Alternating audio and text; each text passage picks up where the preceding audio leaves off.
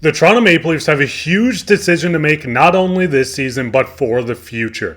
And this Max Domi stat might shock you. I'll get into this later on this episode. Before I start, I just want to say to thousands of you watching that aren't subscribed, if you're enjoying this daily NHL content, make sure to go down, hit that subscribe button, and never miss another episode of Hat Trick HQ. But with that, let's hop straight into the first topic today, which is Sheldon Keefe speaks out on team. Now, these quotes are a tiny bit old, but this is what it gets into, and it kind of leads up into the second half of this video. When they asked on what's the thoughts on going on a 3-0 hole against the Philadelphia Flyers, she said, "We just didn't play well enough on our half of the ice or without the puck.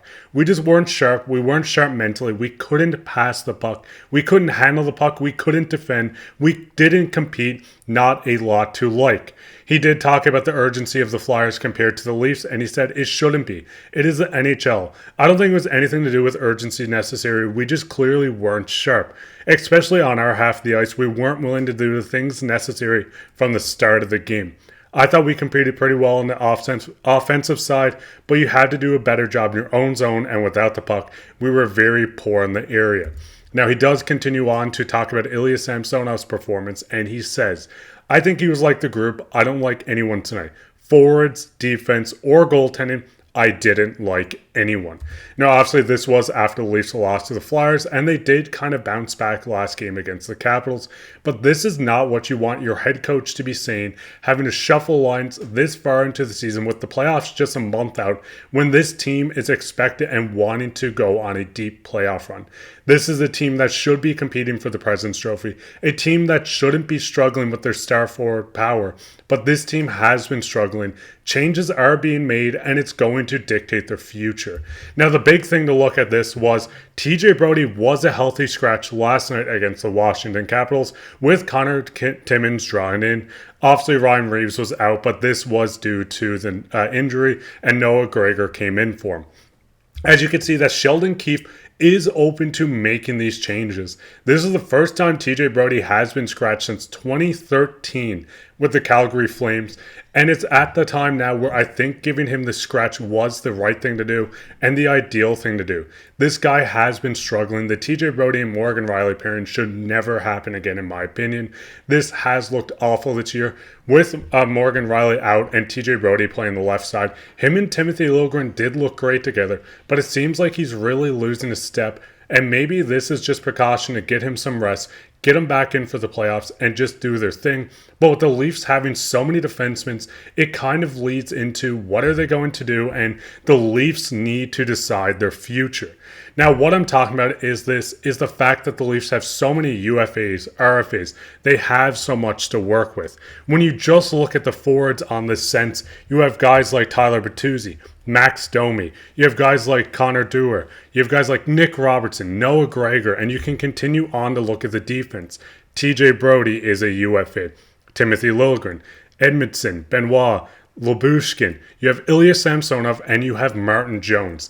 This is quite a big list to look at some free agents going into the offseason. When you look at this, you have a couple of guys that are still RFAs, you still have the rights, you have things to work with. Guys like Connor Dewar, I think, was picked up in just the sense of, hey, we have him as an RFA, we can use this, we can have leverage, we have this guy's rights, we can bring him back in as a fourth liner, a third line checker, whatever it might be, you have his rights. But there is a lot of decisions to make, and just working down the list, my opinion on two guys that have to be signed, I think they're top of the list for me, is right there. You can see Tyler Bertuzzi making $5.5 million. Yes, Bert struggled to start the year. Yes, he has a lot to work on. But this is a guy in 67 games this year, has 15 goals, 19 assists for 34 points. He has picked up his game and has looked quite good with Austin Matthews on the top line. The big thing with this guy is his playoff performances. With the Boston Bruins, they did lose in 7 games to the Florida Panthers last season, but he did have a team high 5 goals, 5 assists, and the team high of 10 points in 7 games. This guy knows how to perform in the playoffs. We've seen it last year with Boston, and he's poised to continue rolling at the second half of the season, going into the playoffs, and hopefully step up once again when the Leafs need him the most. The second guy I think is a must sign is Max Domi, which I do have a stat on, but I will get into later on in this video. But the big thing with Max Domi is in 68 games played, he has 8 goals, 31 assists for 39 points. Yes, Domi is not going to be the most productive player. He's not going to go out and score 100 points in a season, but this is a guy that bleeds blue. He wants to be on this team. He wants to follow in his dad's footsteps. Obviously more just offensively gifted than Ty Domi, but he wants to bleed blue with this team. When you do look at Domi, as I said, he is currently signed for just $3 million. Last year in the playoffs, he had 19 games played, 3 assists, 3 goals, 10 assists for 13 points. He was almost a point per game player playing in the bottom 6. This is another guy like Bertuzzi that's going to show up in the playoffs. He's hard to play against. Bertuzzi's hard to play against. These guys are, in my opinion, some of the top players you need to sign. When you continue on looking at the forwards, there are 2 more guys that I think need to be brought back by the Leafs as well. Connor Dewar, I think he's looked great so far as a Leaf. His stats haven't been completely there, but this is a guy that the team likes. A lot of teams did enjoy him. They loved him on Minnesota.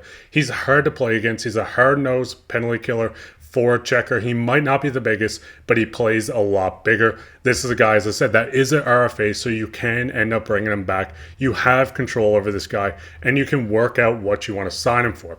Now, the tricky one that I also do want to point out is Nick Robertson. Obviously, Nick Robertson has had a whirlwind of a Leafs career. We've seen him scratched, called up, sent down, performed just to be scratched again, sent down at deadline, called back up. This guy cannot catch a break. I think as an RFA, once again, you need to bring this guy back and just work on that third line and fit him in here.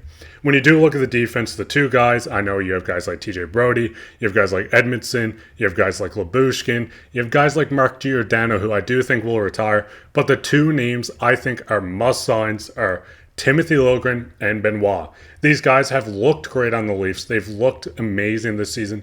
Benoit was a guy that was a diamond in the rough that was picked up in free agency from the Anaheim Ducks, and we still have, once again, his RFA rights, which is insane to me that the Ducks let him walk. Liljegren's another guy that I know a lot of people either love or hate. I am on the love side of this. He's a guy that's going to produce. He still has time to grow, and once again, he is a RFA. The Leafs have about $16.5 million in cap space, and the big thing to look at is with this right here. Right now, if you look at what the Leafs have, what they can run next season, this is their roster. Nyes, Matthews, Marner, Järnkrok, John Tavares, William Nylander. You have no left wing, no third line center. You have a guy like Bobby McMahon, Pontus Holmberg, David Kempf, Ryan Reeves. I do want to speak out on a couple things here. Yes, I know Brad Treliving hasn't been the perfect general manager. He is getting his touch on this team. He's sprinkling what he wants, the piss, the snot, whatever you want to call it. He's trying to get this on the team. He was left with some bad contracts. He signed some bad contracts. Yes, John Klingberg was not a good fit for the Toronto Maple Leafs, nor did he end up ever really playing for us. Guys like Ryan Reeves, as much as I love him, this contract might not go down as one of their top contracts. The David Kempf extension's a guy that I think needs to be moved on at the end of the season. This is where I think Connor Dewar could come in, fill in this 4th line for a lot cheaper than David Kemp's $2.4 million for the next 3 seasons. But the big thing here is you need to fill out that 3rd line. Yes, John Tavares is losing a step. You have about $16.5 million in cap space to work with to fill out this 3rd line, 2nd line center, whatever it might be. But this is where things get tricky. When you look down into the defense, they have Morgan Rielly, Jake McCabe on the left side. I do want to first off say that Jake McCabe contract looks outstanding right now. But other than that, on the left side, you need to bring back a guy like Benoit. On the right side, you have no top-line right D once again for about the 8th season in a row. You have no second-line right D. This is where I think Timothy Liljegren fits in. And a guy like Connor Timmins that I could definitely see being moved at draft night. Goaltending, you have Joseph Woll and absolutely no one else unless you want to call up a guy like Petruzzelli or Hildeby, whatever it might be. There's not a lot of experience at goaltending, so I think bringing in a veteran works best. Then when you look at the scratches, I just added 3 guys that might take a shot, that might come up and make an impact to fill out that 3rd, 4th line, whatever it might be, in Easton Cowan, who's had an outstanding year in the OHL so far, Fraser Minton, who once again is looking like a great steal of the draft and has performed. I mean, we've seen him make this team out of training camp. And a guy like Nick Ebersuese, which could come in and make some depth impact as well. But once again, the Leafs have a lot to work with. They have $16.5 million. They need to decide their future now. for the present, whatever it might be, they need to figure these lines out. Is TJ Brody not a part of the future? Can Sheldon Keefe not trust him? So are you looking at a guy like Labuschagne coming in, taking a spot, and Brody not getting a lot of burn? Or maybe you want to shelter his minutes a tiny bit more. And who do you think's the most important UFAs, RFAs, whatever it might be, to sign with this team? But that gets me into my second topic today, which is just talking about Max Domi. So some interesting things I've seen about Max Domi lately is the fact that everyone in the NHL with 5-on-5, more 5-on-5 assists than Max Domi. And you look at this list, Connor McDavid, Nathan MacKinnon, Leon Draisaitl, Nikita Kucherov, Stützle, and Quinn Hughes.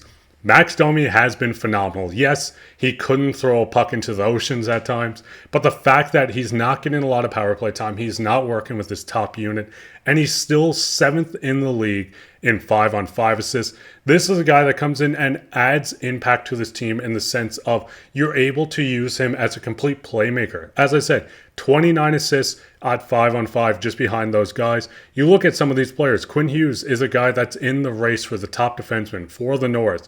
Leon Draisaitl, Connor McDavid. I mean, there's nothing I have to say with these guys. They're some of the league's best, and that's the same for Nikita Kucherov and Nathan MacKinnon. So realistically, this is why I said Max Domi is a must to bring back. Tyler Bertuzzi is a must. And what's your guys' thoughts? Who do you want back? Who do you want the Leafs to go after in free agency? What needs to be filled? And do you think Sheldon Keefe is going to be the future coach or the coach of the future? Or do you think they're going to start looking elsewhere? But with that, let's get into everyone's favorite topic today, which is comment of the day. And the comment of the day comes from Bronze Snake. He says, "Hey Mark and Casey, when do the shirts and hats come out, fellas? Oh, me heart, I cannot wait. Oh, me nerves." Now, this is a good question. We have been talking about this. I mean, I think it would be pretty awesome to have a Hat Trick HQ hat that you throw when someone gets a hat trick. I think it would just be fitting. But if you guys want to see some merch, if you want to see us try anything else, maybe weekly live streaming, maybe it's something like getting some fans on the show with video requests, whatever it might be, let us know down in the comments. While you're down there, make sure to like, subscribe, share this with your friends because we're going to be here all season long giving you updates. And if you want to see something covered that maybe we haven't covered yet, let us know down in the comments. Well, with that, that'd be it for this episode. Take care.